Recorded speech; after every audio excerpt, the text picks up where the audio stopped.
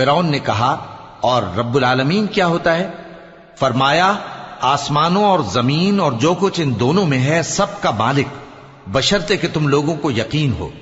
فرعون نے اپنے ارد گرد کے لوگوں سے کہا کہ کیا تم سنتے نہیں؟ موسیٰ نے کہا کہ تمہارا اور تمہارے اگلے باپ دادوں کا بھی مالک۔ فرعون نے کہا کہ یہ پیغمبر جو تمہاری طرف بھیجا گیا ہے باولا ہے۔ موسیٰ نے کہا کہ مشرق اور مغرب اور جو کچھ ان دونوں کے درمیان ہے سب کا مالک، بشرطے کہ تم کو سمجھ ہو۔ فرعون نے کہا کہ اگر تم نے میرے سوا کسی اور کو معبود بنایا تو میں تمہیں قید کر دوں گا۔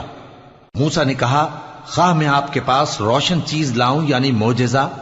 فرعون نے کہا اگر سچے ہو تو اسے لاؤ، دکھاؤ۔